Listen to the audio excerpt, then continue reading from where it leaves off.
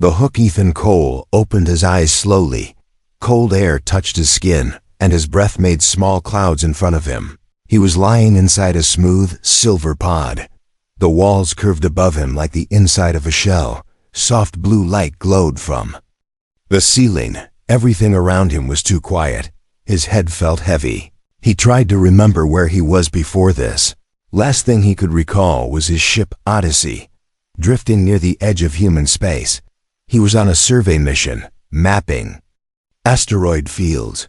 There was a strange signal, a flash of light, and then nothing. Now he was here. Ethan sat up. The air smelled different, sweet but thin, like it was missing something. His hands touched the floor, smooth and warm. It was not metal, not stone. Something else entirely. He looked around. The room had no doors, no corners. It felt alive, like the walls were breathing. Then he heard footsteps, soft, slow, almost like they were gliding instead of walking. Shapes moved in the blue glow. Tall figures, slim bodies, long hair that shimmered like silver under moonlight. Their eyes glowed faintly, pale gold. They stopped a few steps away, watching him in silence. Ethan's heartbeat quickened. He knew these were not humans. They looked too perfect, too otherworldly. One of them stepped forward. She was taller than him, her skin smooth and faintly luminous. Her eyes locked on his. "You are awake," she said in a calm, soft voice. Her words were clear, but the tone was strange, like music wrapped in speech. Where am I?" Ethan asked. The woman tilted her head, studying him. "You are safe," she said. "And you are the chosen one." Ethan froze. "Chosen for what?" he asked. The woman's lips curved slightly, though it was not quite a smile. "For the harvest," she answered. Before Ethan could question her, another figure appeared, older, with markings across her skin that glowed faintly. She carried a staff that pulsed with blue light. The other alien stepped aside as she approached. Her presence was heavy, like the air itself respected her. "I am Lysera," the elder said. "We brought you here because you are needed." Her eyes narrowed slightly. "You are different from the others." Ethan's mind spun. Others? Did they mean other humans? "What do you mean by harvest?" he asked. Lysera didn't answer right away. Instead, she gestured to the walls, and part of the surface melted away to reveal a long hallway. "Come," she said. Ethan hesitated. His instinct screamed at him to stay where he was, but he had no choice. He stepped out of the pod room and followed.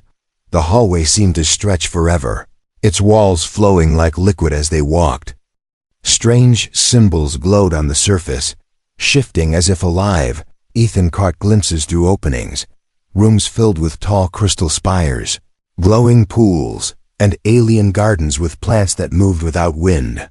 The group stopped before a wide chamber. At its center was a pedestal holding a small, glowing object. It looked like a crystal, but inside it was a soft, pulsing light. It almost felt alive. Lysera turned to Ethan. "This is Luma Essence," she said. "It is the gift of our people." Her voice was calm, but her eyes carried something heavier, warning or sadness, he couldn't tell. Ethan stepped closer. Drawn to the light, he felt warmth on his skin, like standing near a fire, but beneath that warmth, there was something else, a strange pull in his chest. He wanted to touch it, but his hand froze inches away. "You cannot take it," Lysera said sharply. "It must be given, and only through the harvest." Ethan stepped back. "You keep saying harvest," he said, his voice sharper now. "What exactly is it?" Lysera's eyes did not leave his. "It is the process by which this gift is taken from us, while we still live." The chamber grew silent. Even the air seemed to hold its breath. Ethan felt a chill run down his spine. "Why me?" he asked. "Because only a human can take it without destroying it," Lysera said. "And among humans you were chosen." The younger alien, the one who first spoke to him, stepped forward again. Her gaze softened just slightly. "There is more you must learn," she said. "But first, you must earn our trust." Ethan looked from one alien to another. He could feel their eyes measuring him, weighing his worth. 1,000 questions crowded his mind. Who sent him here? What happened to the others? What would happen to him? But one thing was clear. Whatever the harvest was, it would change everything, and it might kill him. Lysera's voice broke the silence. The preparation will begin soon, she said. You will have little time. Ethan didn't know if she meant time to prepare, time to live, or time before the harvest began. All he knew was that he was trapped in a living ship, surrounded by beautiful but alien strangers, and chosen for something he didn't understand. And somewhere deep inside, a quiet voice whispered that the harvest was not what it seemed. The gift. The ship felt alive. Every step Ethan took, the floor seemed to adjust, like it was breathing beneath his boots. Thin threads of glowing light ran through the walls, flowing like veins, carrying some kind of energy. No matter where he looked, there were no screws, no bolts, no seams, as if the entire place was grown, not built. The aliens led him through a long curved hallway until they reached a vast chamber. Its roof arched high above, covered in a misty blue glow. Rows of tall silver columns surrounded a central platform, and in the middle floated another crystal like the one he had seen before. Only this one was larger, the size of a human heart, and its light pulsed like a slow, steady heartbeat. This, Lysera said, her voice echoing gently in the chamber, is the essence of our kind. Ethan stepped closer, his eyes fixed on the glow. It felt warm, but the warmth was not on his skin. It was inside him, like a memory of safety. What is it?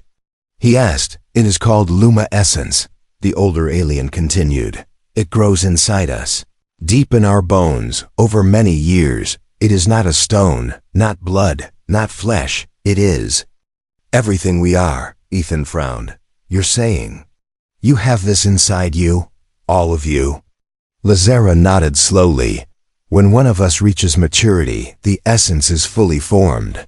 She said, it can heal sickness, restore broken bodies, and even slow the march of death. Ethan's breath caught.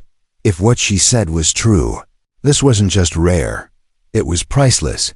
Entire wars had been fought over far less. How do you get it out? He asked. The younger alien, the one who had first spoken to him, shifted uneasily. Her name, he now learned, was Sarai. Lysera's eyes met his. It can only be taken while we live, she said. If we die first, the essence dies with us. Her tone was calm, but the meaning cut sharp. Ethan swallowed. Why me? Because human hands can take it without destroying it. Lysera replied. Our own kind cannot touch it once it leaves the body. It fades, like breath in the cold. Ethan thought of his crew, of Earth. If humanity had access to something that could heal anything, there would be no disease, no frailty, no death from old age. But he also thought of greed, of governments, corporations, warlords. Something like this could save billions, or doom them. Sarai stepped forward. There is more you must know, she said, her voice quiet but firm. The harvest is not only dangerous to us, she added, it is dangerous to you. Ethan turned to her. Dangerous how? She looked down for a moment, as if choosing her words. The essence. It is alive in ways you do not understand, she said. It will reach into you, searching for weakness, testing your body, your mind, your will. She met his eyes again. Some who tried before you did not survive. Ethan felt a chill. Others? You mean I'm not the first? Sarai hesitated but did not deny it. Lysera's voice filled the silence. There were others, she said. They failed. Some were unworthy. Some were unprepared. Some did not care for the life they took. Ethan's jaw tightened. And if I fail? Lysera's expression did not change. Then you will not return to your people, she said simply. A deep, low hum filled the chamber suddenly. The crystal at the center pulsed brighter, sending ripples of light across the floor. The columns around them shimmered, projecting faint images into the air. Visions of alien cities, great towers of light, skies full of winged ships, but the images shifted, showing fire falling structures, and bodies lying still. Ethan understood. This was their past, a war, perhaps the one they had hinted at, a war over the very thing they carried in their bones. Sarai spoke again. This gift has brought death as often as it has brought life. She said, some came to trade. Others came to steal. Few came to protect. She looked at him intently. Which one are you, Ethan Cole? He had no answer. Part of him wanted to say he would protect them, that he was different, but another part whispered of Earth's hunger for power. If he went home with this knowledge, his leaders would never let the aliens keep their secret. The hum faded, and the chamber dimmed once more.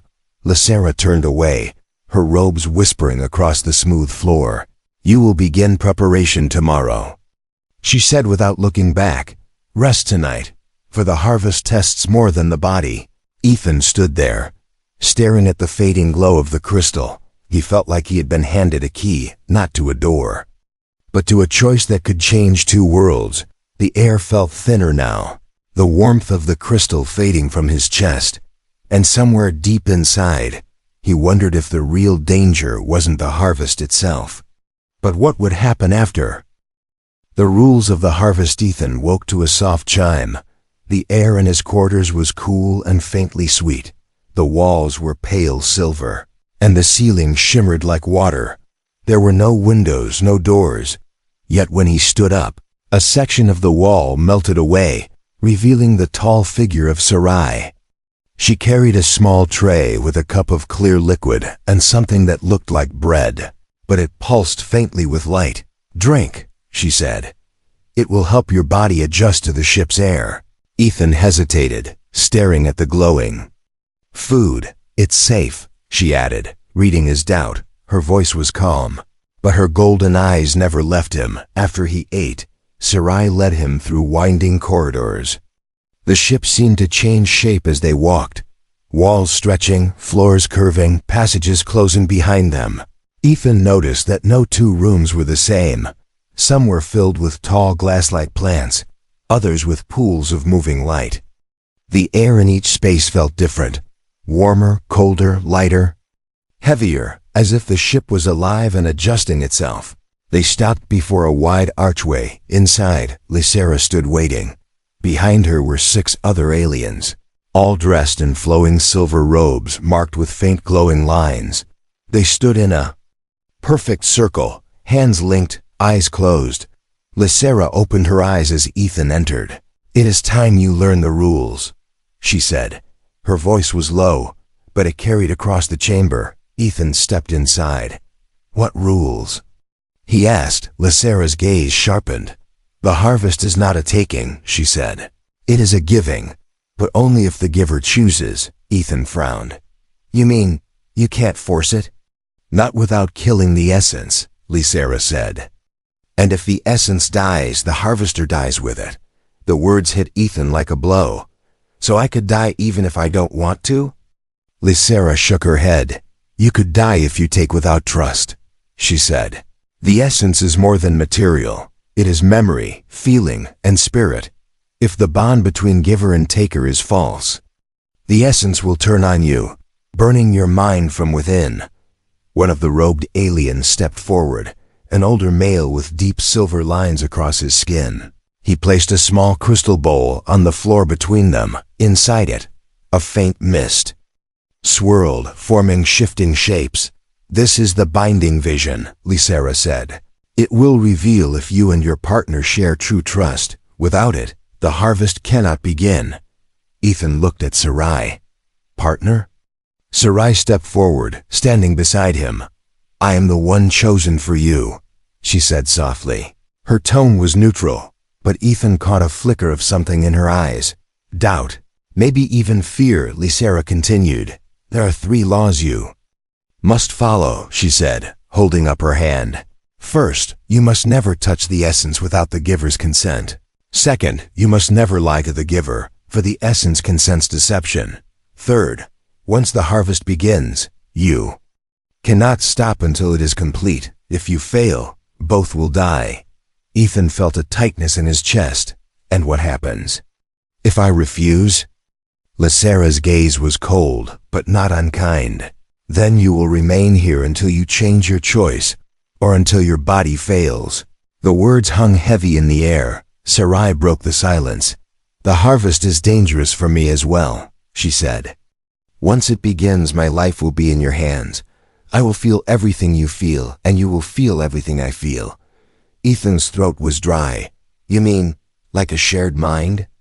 Sarai nodded. Pain, fear, memories, nothing can be hidden. The thought sent a shiver down his spine. If that was true, she would see everything inside him. His doubts, his fears, his secrets, and he would see hers. Trust would not be a choice, it would be forced. Lysera stepped closer. Tonight, you will take the binding vision together, she said. If the vision accepts you, the harvest may proceed. If it rejects you, your mind will break before your body. Ethan met Sarai's eyes. Neither spoke. But the unspoken question hung between them. Would either of them survive what was coming? Hidden truths. The chamber for the binding vision was empty when Ethan entered. Its walls curved high, smooth as glass, glowing faintly with a pale silver light. The air felt heavy, as if the room itself was holding its breath. In the center stood a low pedestal with the crystal bowl he had seen before, its mist swirling in slow, lazy circles. Sarai was already there, standing a few steps away. She didn't look at him when he came in. Instead, her gaze was fixed on the mist, as though she saw something moving inside it. You came, she said quietly. I didn't have much choice, Ethan replied, trying to keep his voice steady. She finally turned to him. You always have a choice, she said, her eyes sharp, but unreadable. Then, without another word, she knelt by the bowl and motioned for him to do the same. Ethan crouched beside her. The mist shifted, forming shapes he didn't recognize. Towers of light, vast oceans, cities hanging in the sky. But each vision crumbled into black smoke after only seconds. What is it showing me? He asked. Our history, Sarai said. And our mistakes. Her tone was colder now. She reached into the mist, and it wrapped around her fingers like living smoke. When humans first came to us, she began, they came with open hands and smiling faces. The mist showed alien streets filled with humans and her people walking together, trading goods, but behind their smiles they had hunger. The scene shifted, soldiers in black armor, gunfire flashing, alien towers falling in fire. They tried to take the essence by force, Sarai continued. They did not understand that without trust, the essence would kill them. The vision showed human bodies on the ground, eyes wide in death, their veins glowing faintly with fading light. Ethan's stomach turned. Why show me this now? He asked. Because you must understand why my people do not trust yours, Sarai said, and why some on this ship would rather see you dead than see you succeed. Ethan's eyes narrowed. Some on this ship? Sarai hesitated, then leaned closer, lowering her voice.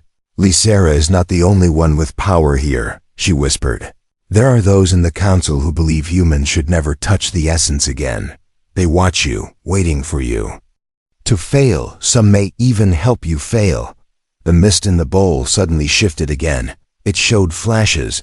A human man strapped to a strange chair. Aliens standing over him, his face twisted in agony. Who was he? Ethan asked. One of the others, Sarai said softly. Her voice was almost a whisper now. He was chosen. And he died in the binding vision. Ethan looked at her. How many before me? She didn't answer at first, then said, Enough that your name is spoken with doubt, not hope. The air in the chamber seemed colder now. Ethan reached toward the mist, his fingers brushing its surface. For an instant, it wrapped around him and pulled him in. His vision went dark. When it cleared, he was somewhere else. He stood in a vast hall filled with alien figures, their eyes fixed on him. In the shadows, a few shapes stood apart, whispering to each other. Their faces were sharp, their eyes narrow, and he knew without knowing how that these were the ones Sarai had warned him about. One of them turned and looked straight at him. A voice echoed in his mind. "You will not leave this ship alive." The vision broke. Ethan stumbled back, his breathing sharp. Sarai's hand was on his arm, steadying him. "You saw them, didn't you?" she said quietly. He nodded. "They're not going to wait for the harvest to kill me," he muttered. "No," Sarai agreed. "They're not." From the doorway, Lysera's voice cut through the air. "It is time," she said. As if nothing had happened, she gestured for them to follow. Neither Ethan nor Sarai spoke as they left the chamber. But Ethan knew now, the danger was not only in the harvest, it was in every shadow, every whisper, every step he took on this living ship. And somewhere in those shadows, someone had already decided he would fail. The Bond Ethan's quarters were different now. The walls glowed warmer, the air felt thicker, and the faint hum of the ship seemed closer. He didn't know if the changes were meant to comfort him or to watch him. Sarai came every morning, always carrying food and a small pitcher of clear liquid. She never stayed long, and when she did, her words were short, but today was different. Instead of placing the tray down and leaving, she remained by the wall, studying him. "You slept badly," she said. Ethan shrugged. "Hard to sleep when half the ship might want you dead." Her expression didn't change, but her eyes softened. "They don't know you yet," she replied. "They remember the last human too well." He wanted to ask about the last human again, but her voice carried a finality that told him she wouldn't answer. Instead, he said, "Then maybe you should tell them something good about me." Sarai tilted her head slightly. "That is not how trust works," she said. "Trust is not spoken, it is proven." Later that day, she led him to a new part of the ship. The corridors here were narrower, the walls darker, lined with thin strands of glowing threads. "This is the living garden," she said. "It is where we breathe." The chamber they entered was unlike anything Ethan had seen. Massive tree-like structures rose from the floor, their trunks made of silver. Vines, leaves shimmered with blue light, and the air was filled with a soft sound, like thousands of whispers. Tiny specks of glowing dust floated between the branches. Sarai touched one of the vines and gestured for Ethan to do the same. The vine was warm under his hand. A strange calm washed over him. "The garden is alive," she said. "And it can hear you." Ethan gave a half smile. "You're telling me the plants are eavesdropping now?" Sarai's lips curved in the faintest hint of amusement. "They do not speak, but they remember touch." They walked among the glowing trees. Sarai showed him small fruit-like orbs that pulsed with light. "They store breath," she explained, "for times when the ship cannot make enough air." Ethan picked one up carefully, feeling it pulse in his palm. "You're not giving me one of these just because you like me, are you?" he asked. "No," she said plainly. "I am giving it to you because I may not always be here." The words hit harder than he expected. He slipped the glowing fruit into a pouch on his belt. "You think something's going to happen," he said. "I know something will," Sarai replied. "Nothing on this ship happens without reason." That night, they met again in the small training chamber.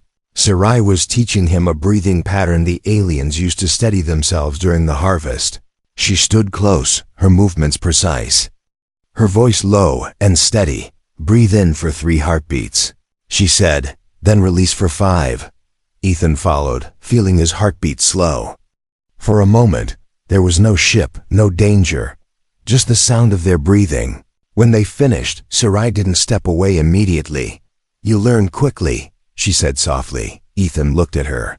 "Maybe I'm just learning from the right teacher." The faintest flicker of warmth passed in her eyes before it was gone. She stepped back and the moment broke. From the far side of the room, Ethan noticed a shadow move. Too quick, too quiet. But he knew they weren't alone. Later, back in his quarters, Ethan checked his pouch. The glowing fruit was gone. Someone had been inside. Someone had taken it. The harvest ritual, the ship's hum, was different that morning. Deeper, slower, almost like a heartbeat. Every corridor glowed with soft red light, and the air was heavy with a strange scent. Sweet but metallic, Ethan knew without being told. This was the day Sarai came for him in silence. She wore a long silver robe stitched with thin gold lines that pulsed faintly. Her hair was braided, and her eyes seemed brighter than usual. But there was no joy in them. Instead, there was something else. Something Ethan couldn't name. They walked through hallways he had never seen before. Walls curved high above them, carved with symbols that glowed faint blue. The floor beneath his feet felt warm, almost alive. Every few steps, alien figures stood watching, tall, still, their eyes fixed on him as he passed. It wasn't respect, and it wasn't welcome. It was measuring. At the end of the passage stood a massive door of black crystal. It rippled like water when Lysera touched it, opening into a vast circular chamber. In the center was a raised platform surrounded by 6 tall spires, each humming with a low vibration. Thin strands of light ran between the spires, forming a shimmering cage. "This is the harvest hall," Lysera said. Her voice carried no ceremony, only weight. Ethan stepped forward slowly, feeling the vibration in his bones. The air inside the circle was warmer, charged with energy. Sarai moved to stand opposite him on the platform. 2 alien attendants approached her, fastening a thin silver band around her neck. Another pair approached Ethan, placing a similar band on him. As it locked into place, he felt a sudden rush, a faint echo of Sarai's heartbeat in his own chest. He blinked, startled. Sarai's voice echoed in his mind. "Do not fight it." Lysera raised her staff, and the spires brightened. "The harvest begins," she said. The light strands shifted, flowing toward Sarai. Her body glowed faintly from within, and Ethan felt warmth flood his chest. It was not just heat, it was. Her memories flashed in his mind, not his own. Alien skies filled with silver moons, the soft hum of the living garden, the sound of alien voices laughing. He realized he was inside her memories. Then the warmth sharpened. Pain flared in his temples. He gritted his teeth. But the band at his neck pulsed, and Sarai's voice was in his mind again. "Breathe. Focus." Ethan steadied himself, breathing in the pattern she had taught him. The pain eased, but the warmth was fading too quickly. Something was wrong. He looked up. The spires were glowing too brightly, the hum too loud. Sarai's face was pale, her breathing uneven. "This is too fast," Ethan said. Lysera's eyes narrowed slightly, but she said nothing. One of the attendants adjusted a control panel near the spires, and the flow increased even more. Sarai's knees buckled. Ethan's vision blurred as her pain flooded into him. Through the haze, Ethan saw a figure in the shadows near the chamber wall. One of the faces from the binding vision. A council member who had looked at him with hate. The figure's hand moved over a hidden control, and the spire's hum deepened into a growl. Ethan understood then. This wasn't just a harvest, it was an execution. Without thinking, he tore the band from his neck. A sharp shock ran through his body, but he stumbled toward the nearest spire, slamming his palm into the glowing panel. The light around them shattered like glass. The hum cut off. Sarai collapsed, and Ethan caught her before she hit the floor. Guards moved instantly, weapons drawn. Lysera raised her staff, and the guards froze. Her eyes locked on Ethan, not with anger, but with something colder.